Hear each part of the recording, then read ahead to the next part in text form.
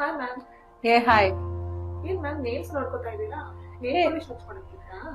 Nails ಇರೋದು ಬರೀ nail polish ಹಚ್ಕೊಳ್ಳೋದಕ್ಕೆ ಮತ್ತೆ ನೇಲ್ ಎಕ್ಸ್ಟೆನ್ಷನ್ ಮಾಡ್ಕೊಳ್ಳೋದಕ್ಕೆ ಮಾತ್ರ ಅಲ್ಲ. ಕೆಲವೊಮ್ಮೆ ಅದು ನಿಮ್ಗೆ ಇಂಪಾರ್ಟೆಂಟ್ ಕ್ಲೂಸ್ ಕೊಡತ್ತೆ ನಿಮ್ ಆರೋಗ್ಯದ ಬಗ್ಗೆ. ಹಾಗಾದ್ರೆ ನೇಲ್ ಡಿಸಾರ್ಡರ್ಸ್ ಅಂತ ಏನೇನಾಗುತ್ತೆ? ನಾನು ನಿಮ್ಗೆ ಸ್ವಲ್ಪ ಕ್ವೆಶ್ಚನ್ಸ್ ಕೇಳ್ತೀನಿ, ಆನ್ಸರ್ ಮಾಡಿ. ಸರಿ, ಹಾಗಾದ್ರೆ ನೇಲ್ಸ್ ಬ್ರಿಟಲ್ ಆಗಿ ಅಥವಾ ಪೀಲ್ ಆಗ್ತಿದ್ರೆ? ನೇಲ್ಸ್ ಬ್ರಿಟಲ್ ಆಗಿ ಪೀಲ್ ಆಗ್ತಾ ಇದ್ರೆ ಅದು ನಿಮ್ದು ಬಯೋಟಿನ್ ಮತ್ತೆ ಪ್ರೋಟೀನ್ ಡಿಫಿಷಿಯನ್ಸಿಯಿಂದ ಆಗಿರುತ್ತೆ. ನೇಲ್ಸ್ ಮೇಲೆ ವೈಟ್ ಸ್ಪಾಟ್ಸ್ ಕಾಣಿಸಿದ್ರೆ? ವೈಟ್ ಸ್ಪಾಟ್ಸ್ ಕಾಣಿಸಿದ್ರೆ ಅದು ಜಿಂಕ್ ಡಿಫಿಷಿಯನ್ಸಿ ಅಂತ ನೀವು ತಿಳ್ಕೊಳ್ಬೇಕು. ನೇಲ್ಸ್ ಬೆಡ್ಸ್ ತುಂಬಾ ಪೇಲ್ ಆಗಿ ಕಾಣಿಸಿದ್ರೆ?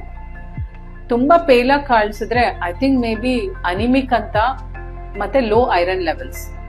ಯೆಲ್ಲೋ ನೇಲ್ಸ್ ಇದ್ರೆ? ಎಲ್ಲೇ ನೇಲ್ಸ್ ಬಂದ್ರೆ ಆಕ್ಚುಲಿ ಫಂಗಲ್ ಇನ್ಫೆಕ್ಷನ್ ಅಂತ ನೀವು ತಿಳ್ಕೊಳ್ಬೇಕಾಗತ್ತೆ. ಅದನ್ನ ಮಾತ್ರ ಇಗ್ನೋರ್ ಮಾಡಬೇಡಿ.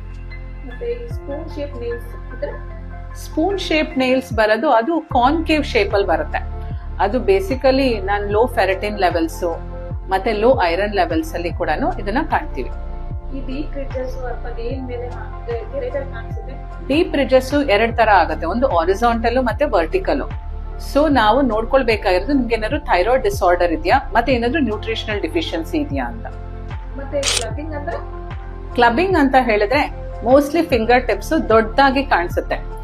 ಇದು ನಾವು ಕಾಣೋದು ಲೈಕ್ ಬೇಸಿಕಲಿ ಹಾರ್ಟ್ ಪ್ರಾಬ್ಲಮ್ ಇಂದ ಮತ್ತೆ ಲಂಗ್ ಪ್ರಾಬ್ಲಮ್ ಕಂಡೀಷನ್ಸ್ ಇಂದ ಕೂಡ.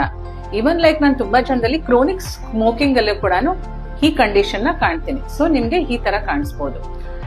ಪ್ರತಿ ನೇಲ್ ಚೇಂಜಸ್ ಸೀರಿಯಸ್ ಆಗಿ ತಗೊಳ್ಳೋ ನೆಸೆಸಿಟಿ ಇಲ್ಲ, ಬಟ್ ತುಂಬಾ ಪರ್ಸಿಸ್ಟೆಂಟ್ ಆಗಿ ಈ ಪ್ರಾಬ್ಲಮ್ಸ್ ನಿಮ್ಗೆ ಕಾಣಿಸ್ಕೊಂಡ್ರೆ ಸೊ ನೀವು ಸಫೈರ್ ಸ್ಕಿನ್ ಕ್ಲಿನಿಕ್ ಬಂದು ನಮ್ಮನ್ನ ಕಾಣಿ.